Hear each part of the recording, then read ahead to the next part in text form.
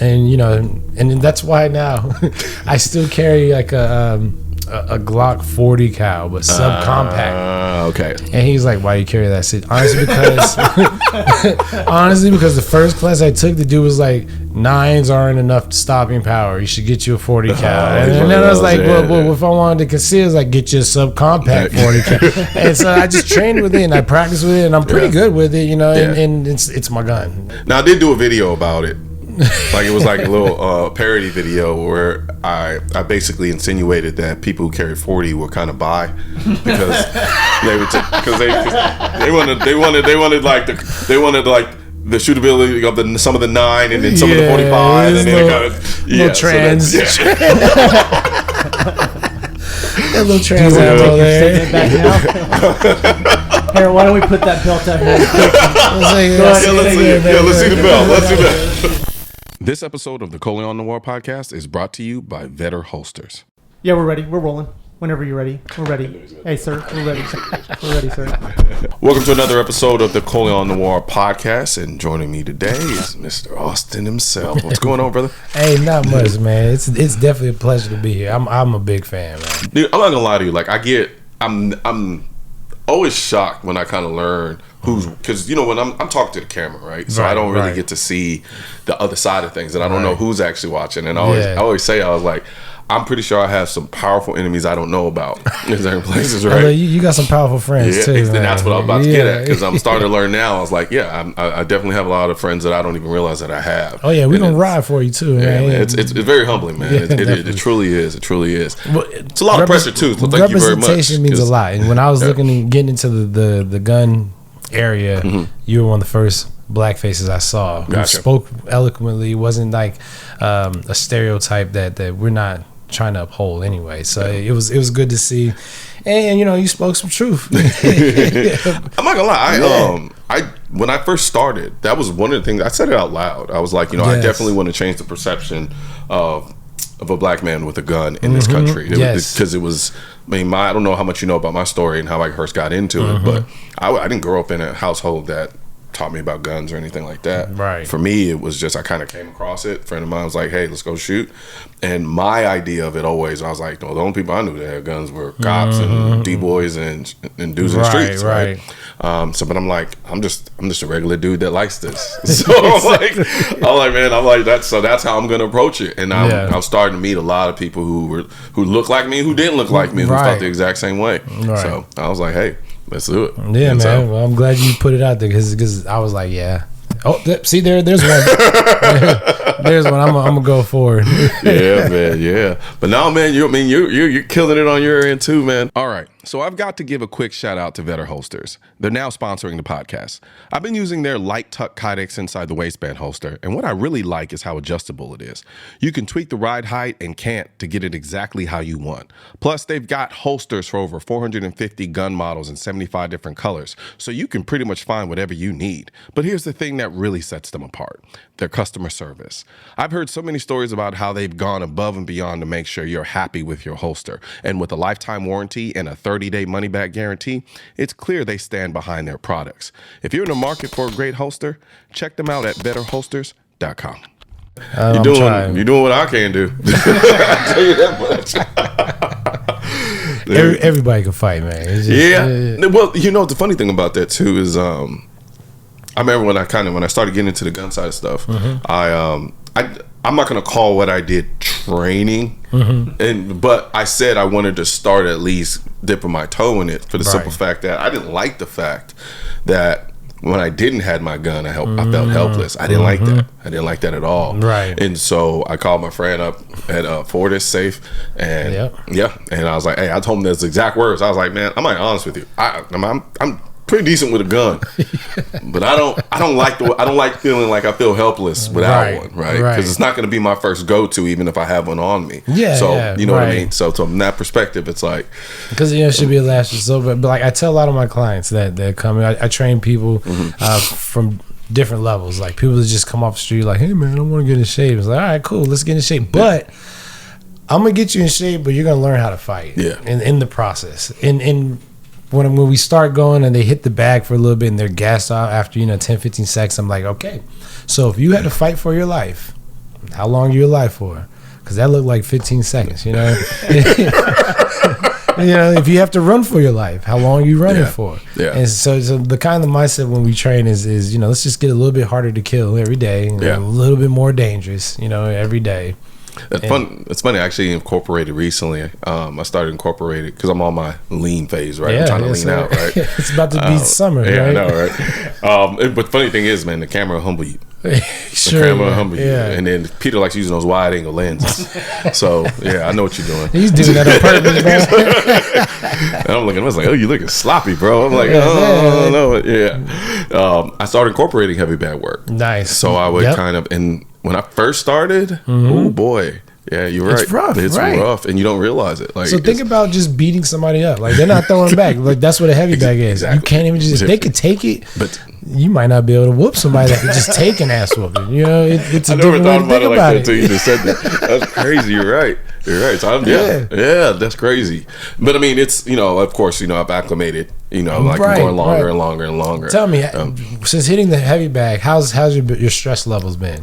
Oh, I love it. My stress levels is immaculate. Like and I think that's why I kind of fell in love with it too. Yes, because I kind of grew up from an athletic sports standpoint, direct competition. Yes, I don't have that anymore. You get what I'm saying? Like it's yes, exactly. I like seeing opponents' faces. I want to talk shit. I want to do all those things, and I don't necessarily have that anymore. I kind of get a little bit of that back with the bag, right? It's just that direct exertion of stress and just power, and it's you versus you, because or you versus the time. But I liked it. It's a good stress reliever. During COVID, I'm from New Mexico. Okay, so I was in New Mexico during COVID. I moved to Houston right after like December 2020. Where in Houston? I'm in like Champions Park. Okay. Yep. And I was born and raised there, so so you Houstonian, I love you. I should have been there. My manager, my coach, they've been out there. That's why I ended up moving there. Okay. But during COVID, New Mexico was locked down all the way, the whole year, and all the gyms and everything, like all my streams of income cut off, and I felt the first time in my life, or that I recognized in my life, I felt depression, and I'm sitting there thinking like, I think I just need to hit something, or somebody needs to hit me. Like this is not cool. I'm just in this house, and I would go for runs. Like I was running a lot during COVID, just trying to get something. But I ended up sneaking in the gym, and I went like 2 hours hitting that bag because it was just done tired. And I just felt so much better. So, it's a good therapeutic workout. I will say, I think I'm not going so far as to say it saved my life. Because it wasn't something that was life threatening, but during COVID, my friend who was safe, he like that's where I would go. Okay, right. So all through COVID, that's where I was going because everything else was close. Exactly, and so it made that COVID process 10 times better than anything else that would have. Man, it's. Well, that's why we also came to Texas because New Mexico was not going to unshut down. I said, man, we gotta go. Let's go. So we moved to Texas. Here we are. Loving every minute of it. I was born in El Paso, so I'd like to say I've been a Texan, but I was raised in New Mexico. Okay. Yeah, me and Peter go to New Mexico typically about once a year, but it's usually because we're driving through to go to Utah. Usually that's how it goes. Yeah. So every once in a while, maybe we could get you to stop with John Jones. He's out there in Albuquerque. Okay. He loves guns. He's all into the training and stuff. Yeah. Yeah. I mean the crossover. I mean I've seen as of recent, not even recent, but over time, cars, fighting, guns. The people who are into it, they're into it. All of those things. There's that crossover, right? It's like the 4 elements of hip hop, four elements of combat. Basically, right? Yep. So from your perspective, like, what's your firearm story? Like, how did you? So, I was just let me think. When I started kind of getting, when I got my first gun, I was already 27, 28. Okay, so we were in that same later. area. Yeah, it was later in life, and I didn't grow up with, I was a single mother. Yeah. She wasn't buying a gun. She had nothing to do with guns, so I had no idea about guns. Yeah. And it was kind of like you, my buddy. He was like, let's go shoot. And he had all the guns, man. And he was just like, and he showed me, the safe way to do it. He was a real good instructor for a first time user, because a lot of times, especially in New Mexico, you just go in the desert, let it go, do what you want. I got videos of us doing. not the safest, but we were safe. You know what I mean? Like holding dual 50 cows and shit like that. You'd be surprised how many people have that same exact story. I just had a friend in here a minute ago. He's like, yeah, when we first got them, we broke every gun safety rule that was in the book and not in the book. We didn't break the 4 cardinal rules, but we definitely, we was doing some wild stuff. And so, he was a good teacher, and I was like, man, well, look, I'm grown. I don't know why I don't have a gun. So kind of like you, I was like, well, let me go to the shop. Let me figure it out. They said I can get one, which, I had to wait 3 days, though, which I was like, all right. And I got my first gun. I took a class, and I signed up for the class. And that's why now I still carry like a Glock 40 cal, but subcompact. Okay. So that's going to be the 20, not the 23, the... Jesus Christ. 27. 27. Yep. And everyone's like, that's a pocket rocket. Right, but everyone's like and I took a class again when I got here. This guy, shout out to Meredith, and he's like, why you carry that shit? Honestly, because the first class I took, the dude was like, 9s aren't enough stopping power. You should get you a 40 cal. And then I was like, well, if I wanted to consider, it's like, get you a subcompact 40 cal. And so I just trained with it, and I practiced with it, and I'm pretty good with it, and it's my gun. It's the gun I've had for a long time. I need a new one, but it just fits good, and he's right, because he showed me what the 9 does and how it's just so much easier to shoot. And I will say this, in all fairness, where if I'm have this accurate in terms of the time when you first got that gun, the ammo technology then wasn't what it is now, right? Yeah, so that whole 49, 45 combo, like there was some merit there, right? Because 9s were good, but it was still kind of you just have to really place it. Yes, exactly. But now with the advancements in technology and the way they're going about stuff, the 9s definitely close that gap quite a bit, right? Okay. So because that was my thing. I carried a 27 for a little bit. Okay. Yeah, and because for almost the same reasons, it was just kind of like, all right, I want a little bit more power. Yeah, I'm gonna knock his shoulder off if I had to. Now I did do a video about it. Like it was like a little parody video where I basically insinuated that people who carry 40 were kind of bi because they wanted the shootability of some of the 9 and then some of the 45 and then kind of little trans. That little trans over there. Back now. Here, why don't we put that belt out here? Let's see the belt. Let's see the belt. Man, this is oh wow! I've never held. You never held one? Oh, no. This is a good one. I'll show you here. Jesus, this is heavy. That's the bare-knuckle title. One that. But this is my first real title. How does this even stay on the waist? This is the same belt that Muhammad Ali carried, except it was a heavyweight. You know what I mean?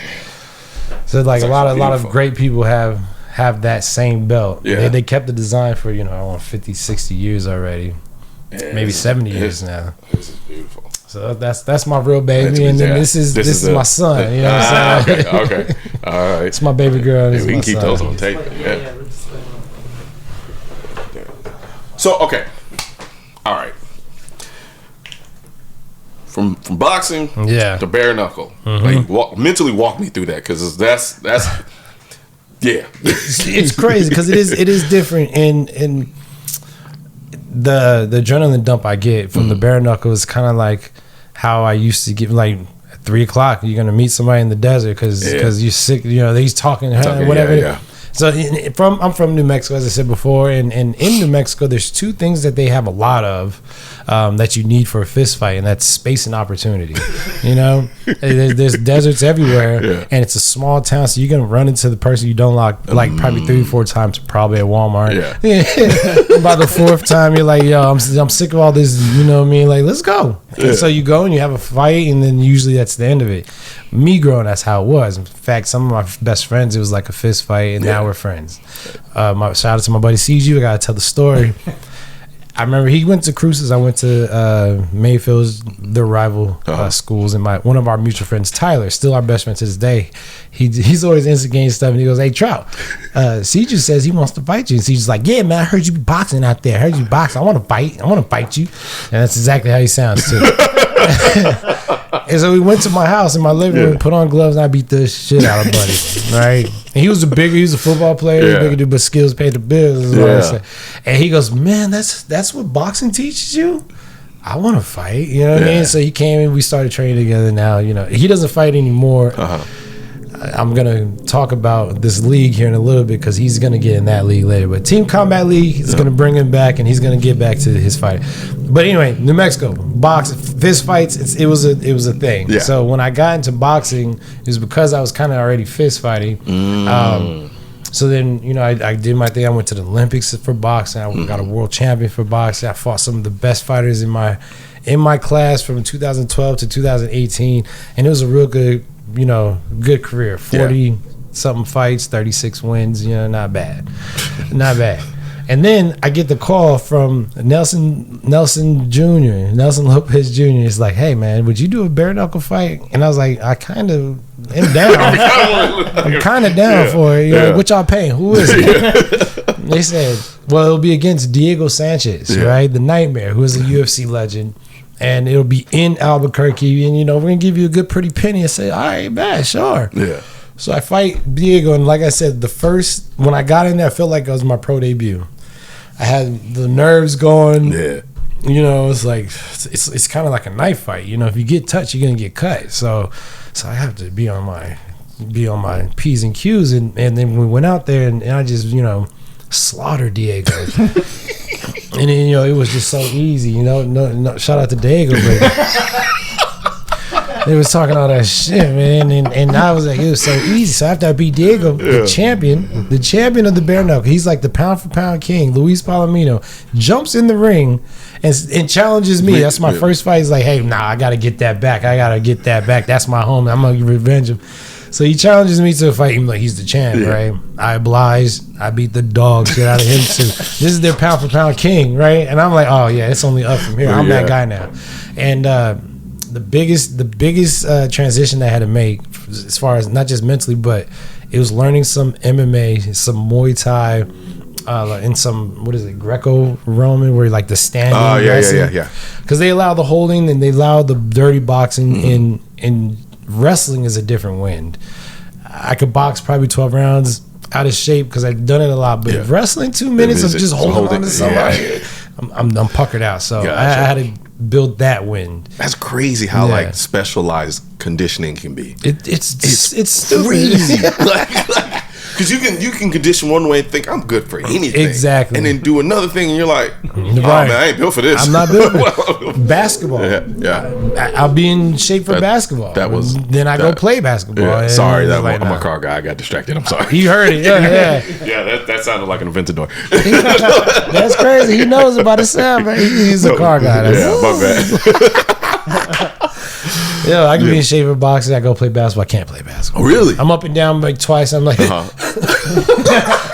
like, damn, champ, you in shape. It was like, I know. I don't know. Which is crazy because I grew up playing basketball, and then once I started kind of doing the training and fighting stuff, it was like, I remember first time Safety in there, he was like, everybody's bad until the first 30 seconds is over. But if you think about a fist fight, you know, usually they last about 90 seconds. Which is true. Because if it's a good one, then they get tired and they just stop. You know, most of the good fights, they're just like, good. So how do you physically train for, like, is the training for boxing different from training for like bare knuckle stuff, or a little bit? Okay, a little bit, because you know the jab, the boxing, it gives me an advantage. You know, it's a lot of MMA guys in. No shade to the MMA guys, but it's bare knuckle boxing, right? Gotcha. And they think that the grappling and the clinching is going to be it's going to even it up for them, which is why I worked on that. So I don't give them no. So like I tell everybody, look, if you cannot fight, when it gets into that little tussle and you're in there having to hold, if you can't fight in there, you'll never be able to box, because they're just gonna crowd you and smother you and make it ugly. Okay. So you know, I figured that out early in the first fight. You know, I grabbed the back of his head and just started stabbing him in the stomach, and then I manipulated, and I caught him. You know what I mean? And then after that, he didn't want to come inside no more, so I was just paused and I was just out there, bow, you know what I mean? Bow. Just jabbing away, right, picking them apart, and then he tried to make it ugly again. Ran into some shit. It's like no more. So I tell everybody, like, you got to be able to fight. Because if you don't, they're gonna run that and they're gonna run you out. So I work on a lot and shout out to Bob Perez out there in Main Street Gym.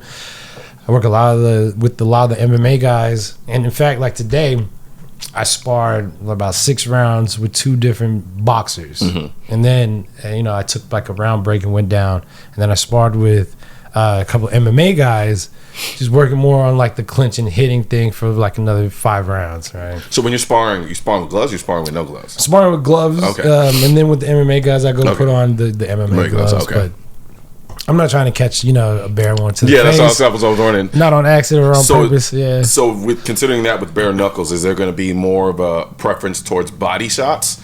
Or Yes and no. The first fight, I just got so excited. I was just chucking. I was chucking them, and my hands paid the price. Yeah. Like, you can see there's a picture, and I'm catching with the left hand, but the right hand is just sitting there swollen up, ballooned up. Okay. So there's a lot of strategy. It seems like there's a bit. It is in terms of like basically preserving yourself in a lot of ways too. Yes. So they'll tell you, don't sit on every shot. Okay. Right? And that's what I had to learn, because in boxing, you sit on every shot. Yeah. And so they're like, nah, just arm punch. And I'm sitting there thinking, like, because I'm not even a 165 pounder. I'm really a 155, 154 pounder. Okay. But they put me in at 165. I won the belt at 165. So here we are. Yeah, you know what I mean? Here we are. Yeah. And these jokers are big. I ain't gonna lie. My last fight, week of Franco. Yeah. I was like, damn. But I'm thinking like, nah, I need to sit on these shots because I need to get them out of there. And it's like, nah, with the bare knuckle, when you hit them in the right place, they're going down. It's not. This is why bare knuckle is better for the brain, concussion wise, than it is with the gloves, because it's not so much a blunt force trauma. It's just a real quick, boom, you're on the floor, you come back up or don't. You know what I mean? Hopefully you don't, but you don't just sit there and be out on your feet and then take another shot and take another shot and then fall. Most of the time, it's real quick flash knockdowns. So I figured out, like, I don't even need to hit him hard. I just need to hit him right. And if you don't hit him right and you hit him hard, you're going to break your hand. You know what I mean? So it's really about precision and timing. Gotcha. Is over brute strength for real. And these other guys ain't figured that out. Well, you telling them now. I tell them the blueprint every time. My last guy said, look, if your best bet is to make it ugly. Come to me. Make it ugly. Don't let me box. If you give me room, I'm gonna take you apart. And he didn't listen. So how much? So do you do a lot? Do you do a lot of training firearm wise too? I not as much as I'd like to, but I do. And I have like I shout out Meredith. He's this SWAT guy from Houston, real good man. He's like this dude. He's real big and swollen, and it's funny because he has to be, because his name's Meredith.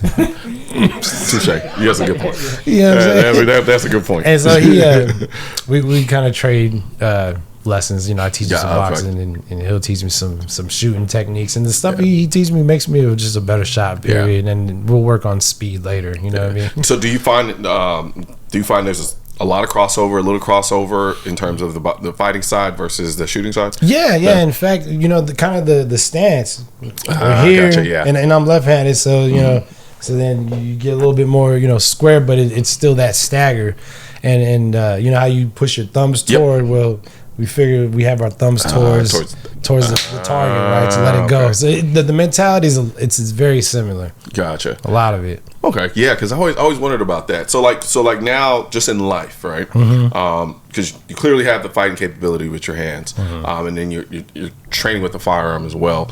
Like, where does your mentality? What is your mentality day to day as you're going through life, from just kind of like a protective self defense standpoint, or is that even something you kind of? No, I want to be a protector more than anything. I'm not really worried about myself. I have a wife and kids, and I'm now looking to see how can I bestow upon everybody around me. And I mean, I'm in the gym with a bunch of guys that they're fine. They don't need no protection. But then, every once in a while, because the gym is in the middle of downtown, and you get these guys that come in and they just want to fight somebody. And you're like, well, it doesn't work like that. You can do some training first. Whatever. I'm the baddest motherfucker in here. And you're like, all right, sir, you're not to leave. Oh, you think that's the only reason why I fight? I got that thing on me. It's like, here we go. So you got this. Yeah. Mostly, it's Texas. Everybody got one in the bag. Yeah. So it's just like, oh, really? Because you know what I'm saying? We can do it. Yeah. But my mindset is more of a of a protector. Most people aren't even paying attention. Yeah.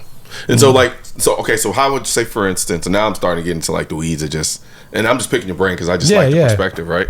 So like, let's say you're out and about, you're just kind of enjoying yourself, and then someone does approach you from just a fighting standpoint, right? It's like, I can imagine that being kind of difficult to kind of process through, because it's like, I have a gun on me, I can fight. Yeah. Like, where, how do you kind of, I mean, one of my go-to lines usually when someone's trying to pick a fight, someone's like, "Look, man, I don't fight for free no more." Yeah, that's like what? It's like, look, you got like $250,000 on you. I'll gladly knock you out for that. But my price is high, and I don't fight for free. You know, I try to kind of diffuse it in that way, and hopefully it works. So you know, I always think about that. It hasn't happened because really, most people, you know, they're not really trying to step to me, so to speak. I'm a nice guy. Yeah. I don't walk around like just mugging people like that. Usually if someone catch eyes, I'm like, hi. Hey. Like, oh, you're not looking at me? Oh, my bad. I will say this. I've said it before. One of the first things I learned, actually was the first thing when I first started going to the gym and training. Never underestimate anybody. Absolutely not. Like the people that you underestimate the most are straight killers. Straight up, yeah. And they're usually quiet, and they usually don't look like and they usually, when people meet mugging, they say things like, "Hi." Yeah, right. Yeah, it's true. Yeah. Never underestimate anybody. And again, you don't know what they got. You don't know what they've learned. You know what I mean? Yep. Like, I was always thinking, like, imagine you're walking up to this young dude and he's kind of in the way, you touch shoulders or something, and you're like, "Hey man, watch out, get out the way." He's like, "Oh, I'm sorry," and you just kind of picking the fight, and then all of a sudden he just gets in a stance, like, walk away. He knows some things you don't. You're like, he starts like, "Yeah, I'm good. Yeah. I'm like, I am trained, but I don't know. I'm good." I'm just like, I'm gonna go home. I'm gonna go home. Yeah, I've noticed like people who train in any type of violence, generally speaking, are like the least to want to use it outside of the, you know, the contained aspect of what you're training for. But right? I think that's what the training does for that person. Most of the time, people don't know. I ask some people, "Have you been in a fight?" I don't know, but I see red. I see red, and it's go time, bro. And they don't know, so they are trying to prove it to themselves for the most part. Like those big loud assholes at the bar, they're just trying to pick a fight, trying to impress somebody. They're trying to impress themselves. People that train, they've gone through it. In fact, they've done it when they didn't want to, and you know what I mean. It's like it was like, "I don't want to fight today." Get in there. You got 10 rounds, bro. 4 people talking about you don't want to. So like they do when they don't want to. That allure is gone. It's it's the same thing. Like I feel like with guns. Yeah. Like my kids, they're not, "Oh my god, I want to touch that gun." You know what I mean? Because I've already like, this is the gun. You see it? You see it? Which parts do you never touch? Right. You know, we kind of go over it, and I let them hold it. I let them shoot it. Yeah. And so if I was to, which I don't, I try to keep them up pretty good. But if I were, my 6-year-old knows, just leave it there. Yeah. Don't touch it. Pretty much. And I tell people that all the time. People are like, "Oh my god, you teach your kid that young about guns?" And it's like, you remove the allure, you remove the mystique, right? And after that, they're kind of either over it, or they become so into it that they're exceptionally responsible. Exactly. And so that a lot of people don't realize that. And I don't even have kids, and I know that, but just seeing it in other people's it's not kids, taboo no more. Yeah. You know what I mean? Yep. Like I think he was talking about earlier, Japan doesn't talk about sex, so they got so much taboo revolving around sex. You know what I mean? Yeah. We talk about guns, so guns is not a taboo, and seeing guns, and you know, and I became an AK guy recently. So you one of those? Well, you know, man, I don't like to have to clean my gun all the time. I'm lazy. I feel you. Because I mean, hell, my first rifle was an AK. Really? Right. That was my first, and I'm not gonna lie. My first rifle was an AK because I was trying to be different. Right? Because I knew like ARs are kind of the thing. Everybody got like, "Oh," so I was like, "Nah." I was like, "I'm gonna do an AK. I'm gonna be different. Right? I'm gonna be that oddball." And then I realized there have been millions and millions of oddballs who are obsessed with AKs for a very long time, and I'm no different than anybody. I was like, okay, you're just rejecting the fad. But an AR was my first, and I built a couple of ARs, and I love how you can pull them together and all that. That's cool. And you know, I like the AK because I feel like it's just like I could it's a good gun. No thinker. Yeah, it's a no thinker. You know what I mean? I think so sometimes. I'm like, oh wait, are my sights on? Did I oil this lately? Oh, I don't know. Let me go get the other one. You know what I mean? It's just like real quick. But you're not, bro. So the funny thing is, funny you say that too, because like I've gotten into 2011's big time recently. Really? Right? Yeah, I'm looking into those. Yeah, man. I mean, just be careful because here's what's gonna happen. So I've gotten into them. I love them. Yeah. They shoot so well, make shooting so easy. But I forget they're high functioning machines. They're not like a Glock. They're not like a polymer gun. So it's like you pointed out. Yeah. There's a lot of thinking involved. I'll pick one up and it's dry as a bone, and then I'm like, what's wrong with it? I'm like, oh yeah, I gotta freaking oil it, I gotta lube it, all that crap. So it's like it's high maintenance. High maintenance. It's and a diva. They're diva guns. Exactly. You know what I mean? Exactly. I call my AR Beyonce. I was like, you a diva, dude. I called the AK Malcolm. I got names, man. We got names. No, I'm not mad at it. Yeah, man. The funny thing is, it's weird that you mention it now because I haven't done anything on the AK. When's the last time you done something on an AK platform? Yeah, I haven't seen it in a while. I saw that bougie. Oh, the bougie, yeah. Dang, I'm like, ooh. Let me stop. It's getting expensive. Here's the thing: people 300 blackout. I know that's it's beautiful. I freaking love that thing. It looked fun. Yeah. It looked fun. I honestly, I was like, man, me and Peter were out there. We were filming it, and then I was like, I'm gonna completely change this thing. I was like, so let me be nice and just film it as is. Because here's what I get. Sometimes I get too enthused with guns and my ideas of where I want them to go, and what I want them to do, that I forget that everybody isn't on your level. We're not gonna grab all that. Yeah, exactly. So now what I try to do is like a kind of a base. I keep the guns basic, right? Yeah. I try to keep it basic to tell you what the experience is like with it as it's basic. Because once you start adding stuff, putting stuff on, it can completely change the character. It's a whole different gun. Yeah, it could be a good thing or it could be a bad thing. Right? And so so I try to, and so now I appreciate that too, because now I'm like, all right, cool. I get to see out the box what that thing hit for. Yeah. Because that's where I'm gonna be. Yeah, because I fell in love with the 223-556 version of it before, and the reason why I loved it so much is because it just shoots so flat. That's what it's so. But then when I started running the subs out of the 300 black, I'm like people don't realize that, like, that's a real reaction. That's me shooting it for the first time and then realizing what's going on. I'm just going off the cuff. And so when I sat there and I started shooting, I was like, it seems like a legit reaction, dude, too. I was like, oh my gosh, this thing. And in fact, it's so satisfying. Not to cut you off, but when you start shooting and you're like, oh, like I kind of go, oh. Yeah, I felt it too through you, man. I was like, I was like, tick, tick, tick. Oh. So satisfying. Man. It's interesting because it's like you would think getting my hands on so many guns, like people give me shit all the time. It's like, you love everything. Yeah. Yes and no. I only do videos on guns I like. Stuff you like, right? Right.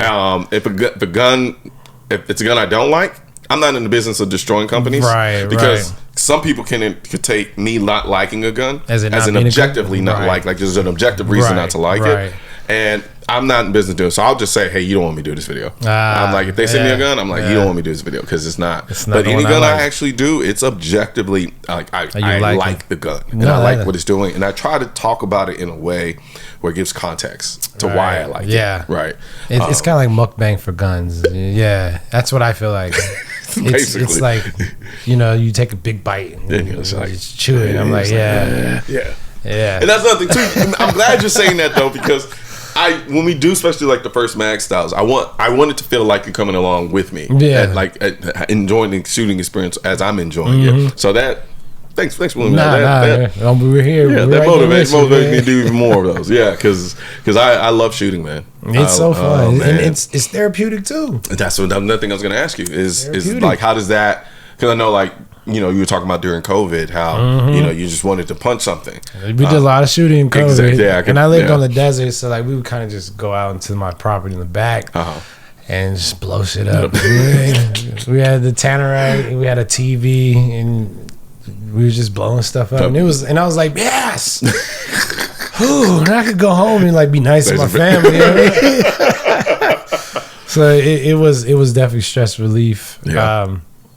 Everyone should try it. Yeah, they really should. Everyone should try. Everyone should try and fight. Yep. And everyone should try and shoot. I think everybody should experience being hit in the face once. Absolutely. It's very humbling. You learn a lot about yourself. A lot of people are walking around now. The internet is going around, and a lot of people can say a lot of things. They've never been punched in the face, and it shows. And I'm like, man, like everyone should just get punched. And it's a big fear. Like if you look at the top fears, like speaking in front of people, water, but like getting punched in the face is on the top of the list. Yeah. And so I'm like, look, let's just get that out of the way. You know what I mean? Let's just get that out of the way. No, I mean, because I've gotten punched in the face in the streets, and I've gotten punched in the face like in a controlled environment, right? And like it's a different mindset. You really do genuinely learn more about yourself. Yes, right. Yeah, in a way that you otherwise wouldn't. Yeah, exactly. Yeah. And once you get good at it, I can imagine what that's. Yeah, but it's true because I remember like back in like my 20s, and again, New Mexico is a different breed. You used to have great house parties, right? Yeah. Big house parties, and I'm talking like you remember that movie Project X? I think so. Yes. Something like that. House parties like that. Okay. And we were at a house party, me and like 4 of my friends, and we got jumped by the whole house. The whole house, and we held our own. Like I'm knocking out, get tackled, cover up, climb up somebody's leg, start knocking people out. And the cops, thank God, the cops finally came and broke it up. And they had us on the curb, and they're sitting there like, "How many of there were you?" It's like, "It's just us." It's like, "How many of there were you?" So anyway, there's more stories. Like a week later, 2 weeks later, my friends were like, "Man, my head still hurts." Oh, my head. I'm like, "Man, y'all still crying about that? Y'all ain't never been hit like that before." Like, well, this is like my first time being kicked in the face. Like, all right. You get used to it after a little while. It's true. Sometimes the first punch you get punched with, it's like, "Bow, what? Oh my God." But by the 50th time, you're just like, I can take that one. That's not one. I'm not worried about that shot. No, I can't take that one no more. Let me not eat that one no more. You know what I mean? You kind of could gauge. Yeah. No, I got that was a good one. That was not. So what point did you know growing up? Like I'm a fighter. So I started when I was 10. I was 10 years old when I started boxing. My mother was she was a big boxing fan, so she would have like the pay-per-view fights and we would watch, and she would say things like, "That's what a real man does. That's what a real man does. It's so hard to box. It's one of the hardest things. Only real men can do it." And so I'm a kid trying to figure out what a real man is, and that's always stuck in the back of my head. Well, if nothing else, I'll just be a boxer. If I can't figure out how to be a real man, I'll just be a boxer, and that'll teach me how to be a real man. And one day we were at this restaurant, this waiter who was just talking too much was just like, "Yeah, I'm a boxer," and I thought you had to go to Philly to be a boxer because of Rocky. I didn't know in Las Cruces, New Mexico, there were any boxing gyms, let alone one I could go to. And so he told us about it. I begged my mom. She finally took me, and kind of the rest is history. I was small for my age, so like football and basketball, I played it, but it was I was tiny. You know what I mean? And I found out you could fight somebody your size, your age, your experience level. I was like, "Bet, this is perfect for me.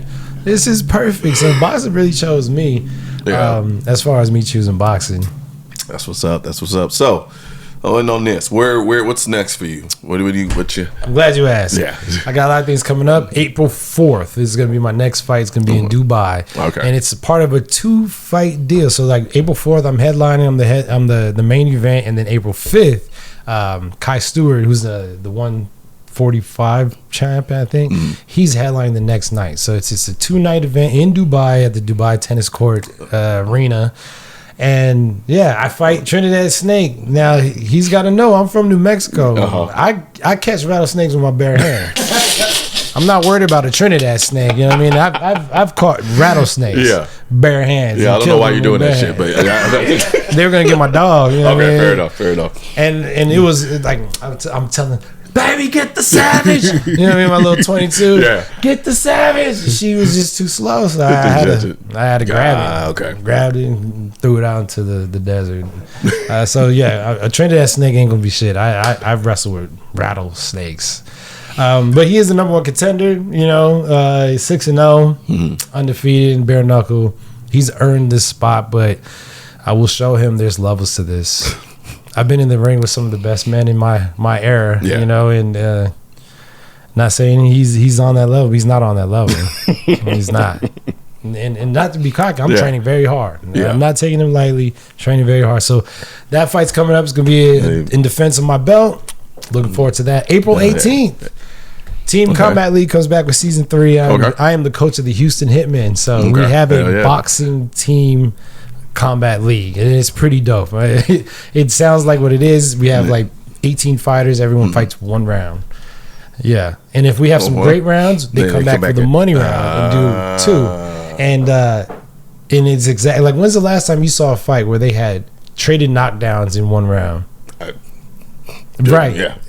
In this league, it happens damn near every fight. We're going to get some knockdowns, traded knockdowns. And so that's my squad right there. Okay. We're coming for the goal for sure. Yes, sir. Yes, sir. Well, shit, I'm looking forward to it. Definitely going to watch that fight. Yeah, thank you, man. It's going to be good. Watch you handle rattlesnakes. Got to. Yes, sir. Hey, appreciate you for coming on, man. Thank you so much, man. We got to do some shooting now.